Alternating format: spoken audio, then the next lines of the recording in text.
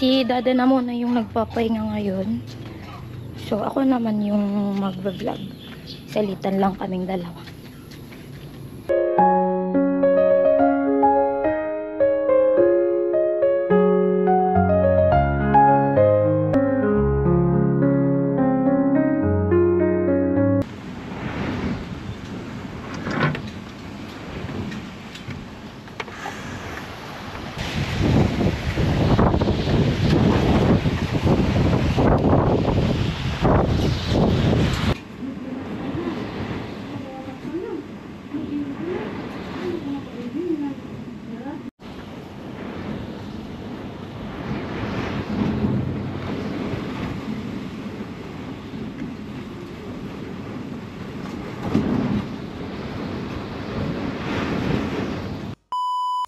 Am I really that much to handle? Breaking these niggas down like a camera. You don't really know you. Ayun mga kagaya ng aking pagbabalik at papunta nga tayo dun sa ginagawang CR dun kila Lola. So, samahan niyo ako mga kagani at pupunta tayo dun. So, dito tayo sa dadaan tayo dito sa tulay.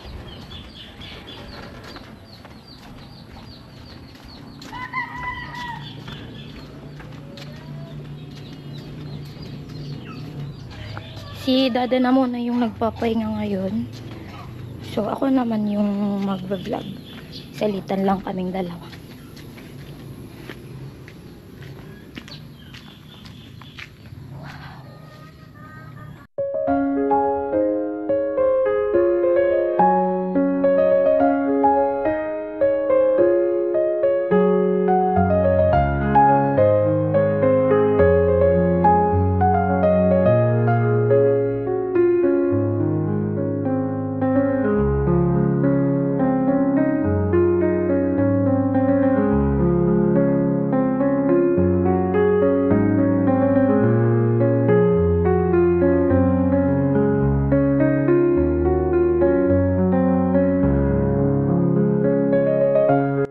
So, ayun mga kagani, nakita nyo na po yung nandoon. Di ko kasi actually alam yung nung tawag dun sa baba.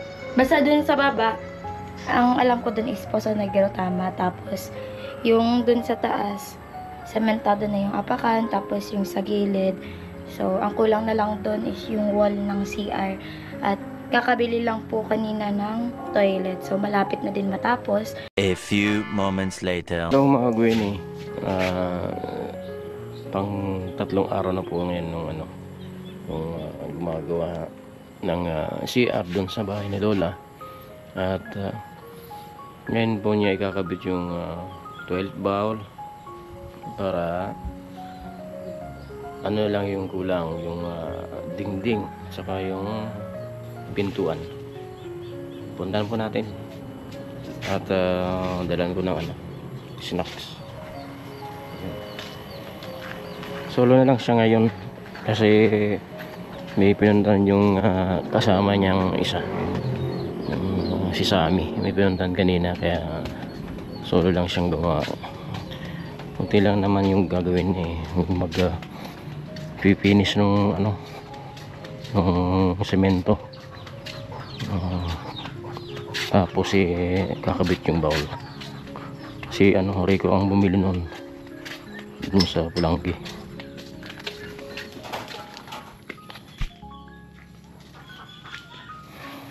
Ayan. Ayun, Poso Negro.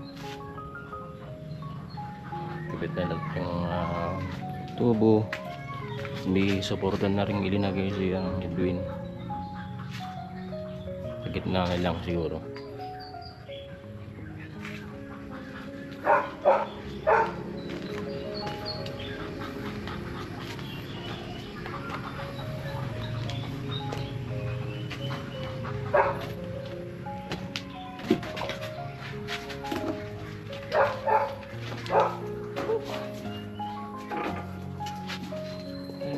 Ngayon man pala may book isa kuan sa to adto na sana manipis sa dayo Kaya may reklamo so mula sa itong dakulo alubot. Ang po na ikabit na Edwin yung yung bowl. Naayos na lang.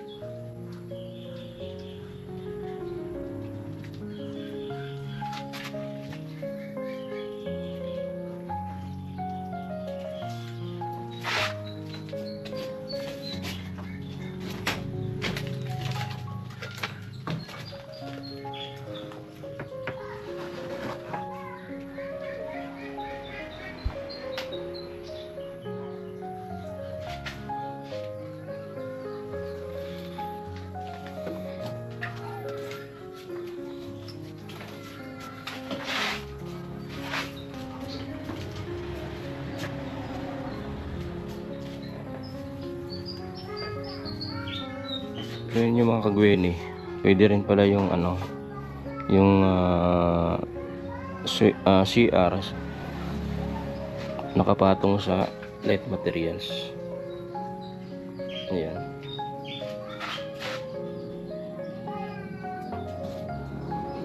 Basta ba yung yung mga tukod sa ilalim ay matibay para hindi naman siya bumigay kasi yan, mabigat yan kahit pa paano semento.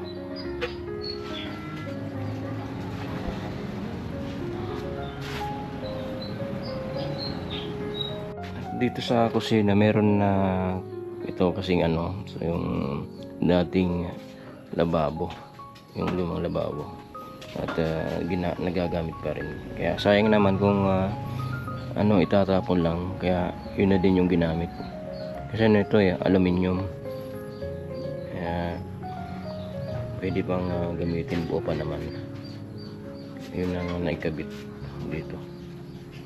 Yung lang dito ay double wall kasi hindi ito na abot ni Mr. Carpenter to nung mag double wall, kinulang na sa plywood. Ayan, yun lang na double wall.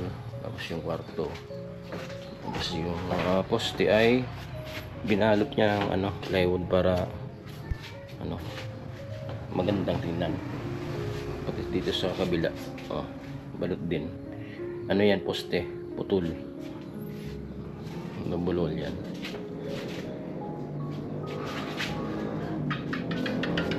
Wala na lang ay simula sa gilid ng hagdan, tapos punta dito sa lutuan, lababo, tapos itong ibang parte.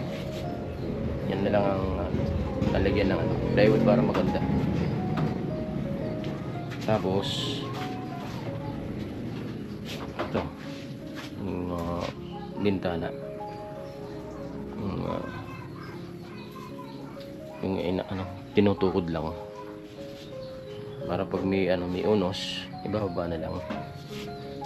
Ayan.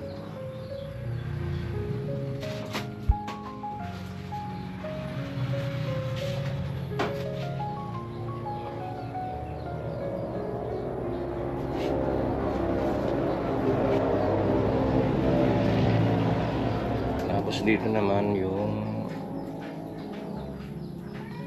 dingding saka pintuan. Kailangan pa dito ng culamber, plywood para may takip na to, para hindi naman nakakaya dun sa uupo dyan. Pero pwede na rin upuan dyan naka-ready na sa ilalim, okay na. Na lang, dingding na lang.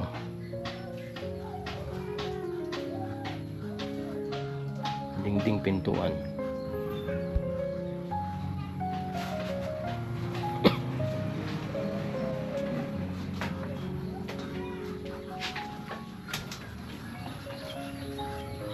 Yan.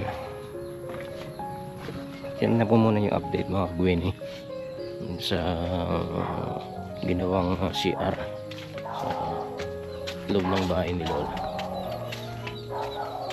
Yan, babalikan natin mamaya para tingnan natin yung finished product.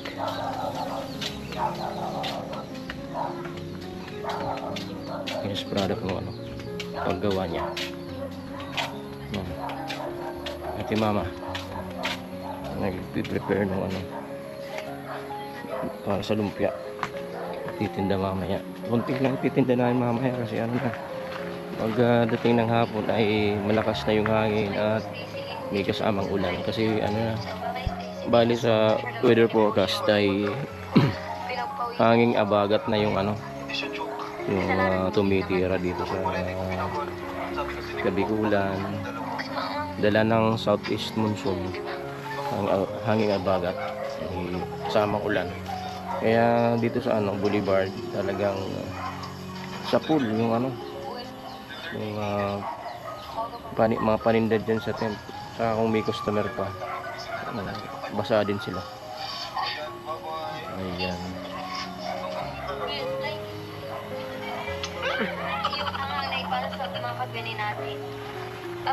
The next day.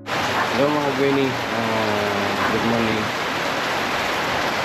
Tigil na muna po yung ano, katrabaho ngayon sa dun sa bahay ni Lola kasi masama yung panahon. Maya hindi kami makapagtinda dun sa dito sa Boulevard. Di bagyo. At sa ngayon po, ganito yung sitwasyon dito sa labas.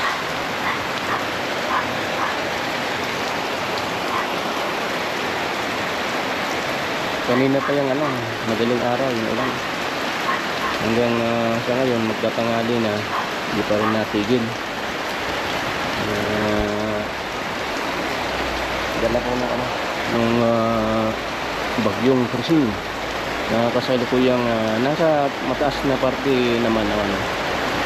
Malayo naman dito, kaya lang siyempre yung lawak ng bagyo ay malaki.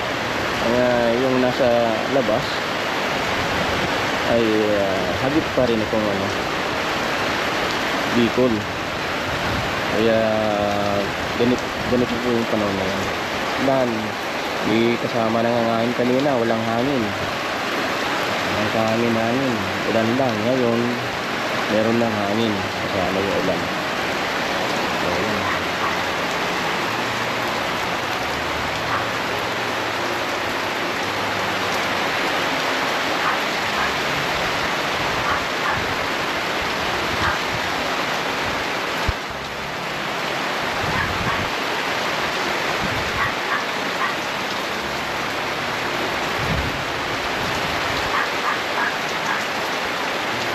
Buti na lang hindi pa namin tinatanggal itong ano, trapal.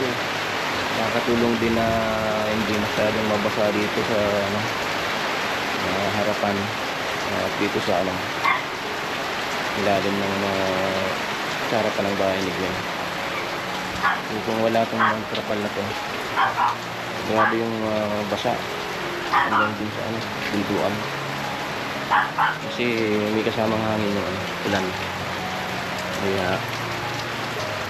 ayan, kung ganito hanggang mamaya, pero sigurado hanggang mamaya to kasi kailangan ng ano, masamang panahon. Kaya hindi na muna kayo makakapagtinda sa Boulevard kasi wala namang bibili sa ganitong panahon eh. Ulan, mahangin, ano naman gagawin nila dyan. Kaya ano na muna, ayun nga,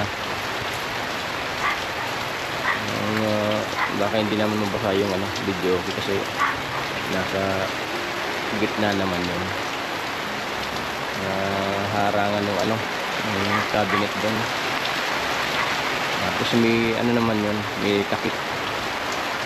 Ang problema lang kung yung hangin pag lumakas, siyempre yung ulan papasok sa loob. Saka na lang kung anong gagawin dyan. Malayo naman yung bagyo dito sa Bicol. Kaya lang yung outer rain band, ito yung nagpapaulan. Saka yung southeast monsoon o yung hanging abagat, yun yung nagpapaulan dito sa Bicol region. Kaya ayan po, ay hindi mo na makakapagpatuloy ng ginagawa dun sa bahay ni Lola. Pero kanina bumili na ako ng coco lumber. Kaya lang yung plywood hindi pwedeng ibiyahe sa ganitong panahon, maulan, babasa yung plywood. Kaya baka bukas na lang. At least meron lang naka-standby na kahoy doon. Kung magtatrabaho wala namang problema kasi nasa loob ng bahay yung tatrabahuin. Hindi naman doon maulanan. Kaya lang hindi nga nakabili ng plywood kasi ito na nga, sumama na yung panahon. Okay. Yan na muna po yung update. Yan mga kagwini, abang-abang na lang po mamaya kung anong mangyayari. Baka si Gwen naman yung mag-vlog, tulog pa eh. The next day.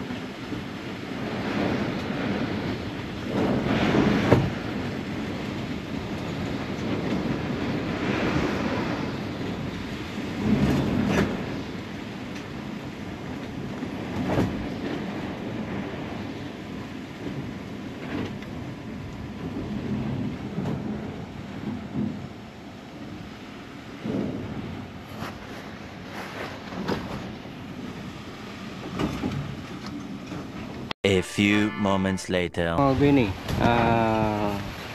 masama ang panahon ngayon at kaninang umaga paggising ko ay talagang yung hangin ay hindi sumisipol kundi umuugong.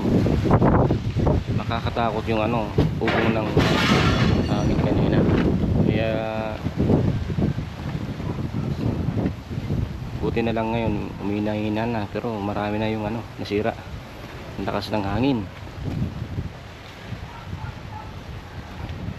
Tingnan po natin dun sa babaw ng boulevard at yung yung tubig sa lawa kung gaano nakalalim. Napakalakas po ng habagat ngayon. Yung banderitas palaging nasa taas. Ganyan kalakas yung hangin ngayon. Yung ibang mga trapal sira na.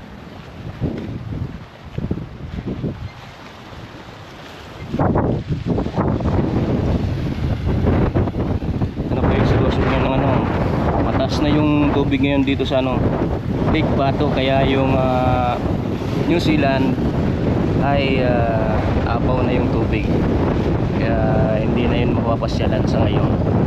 Kasi dito nga mataas na yung tubig, lakas ng hangin kabagat, lakas yung alon at umaampas na dito sa ano. Buti may breakwater ng ganito na mataas, pangharang dito sa tubig pag ganitong tumataas yung tubig dito sa Bato Lake. Grabe po yung lakas ng hangin, no? Lalo kung nakunan lang kanina, mas malakas pa dito.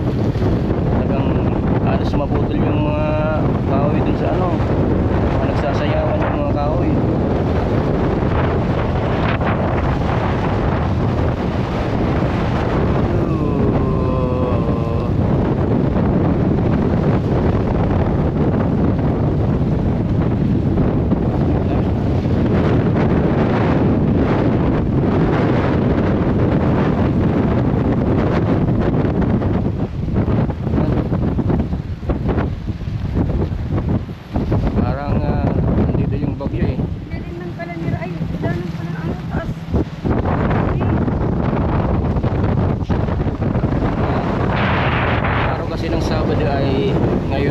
Ngayon yung landfall ng bagyong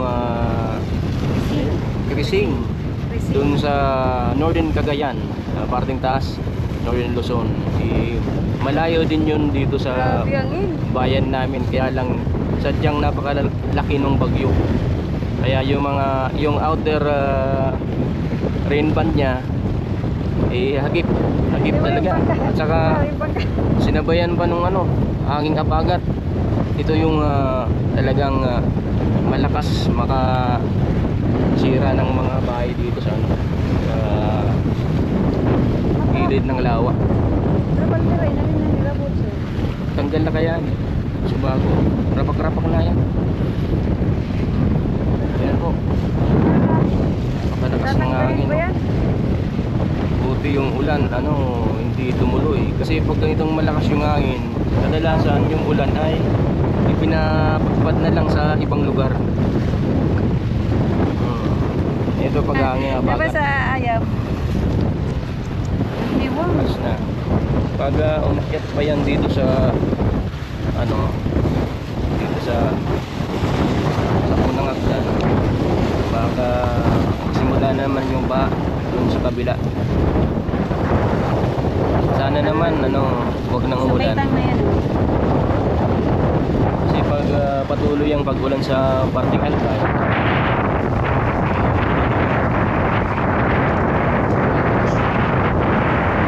Bato Lake.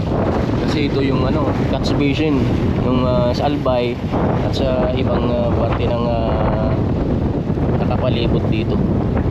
At yung New Zealand na yun ay isa lang po yun sa malaking kanal na linalabasan ng tubig galing dito sa Bato Lake. May mas malaki pa doon na kanal, yung Tulay ng Pangulo. Yun ang pinakamalaking kanal, kasi dalawang dalawang malaking kanal. Yun ang outlet ng tubig na nanggagaling dito sa Bato Lake. Kaya ayan, ganito yung itsura ng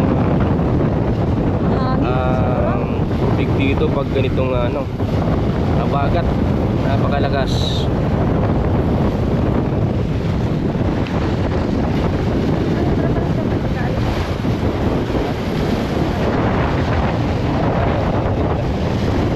Hindi na pwede mag-alin sa argan. Wala ko lang sakit ng ganito.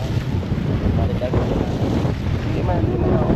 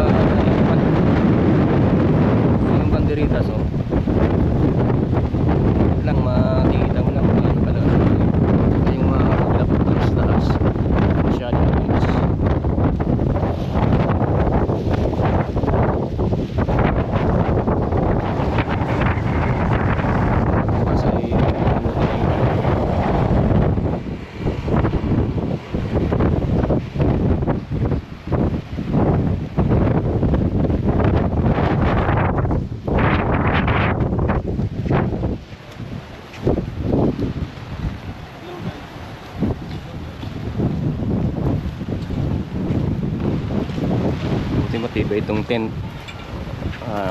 Hindi pa na ano yung hangin. Kasi nakatali ito eh. Palibot. Nakatali yan. Nakatali ko yan? Oo. Yung mga ano yan, mga... Hindi yan basta-basta lili pa rin ng hangin. Saka mabigat naman itong ano, bakal. Kaya ganyan lang yun. Parang pag ano, lumulong. Ganito na lang. Dito sa ano, Sana matibay yung pagkatahi. Kasi ito yung patibay pa dito. pag bumigay yung tahi nito. Pero makapal naman yung ano, tahi. Ugutan. Ugutan mo kasabdo pa sa dulo. Yan, dito wala pa namang ano, tubig. Kasi mababa pa naman yung level ng tubig dun sa Bato Lake. Kaya wala pang tubig dito sa ano, malapit sa bahay. Kaya okay pang daan-daanan to ng mga tao dito. Tapos tanggalin mo yung ano ng solar. I just keep it real, everyone. High volume. Am I really that much?